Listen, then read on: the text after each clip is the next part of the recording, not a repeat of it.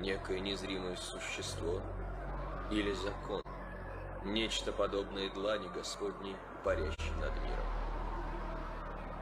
По крайней мере, истинно то, что человек не властен даже над своей волей.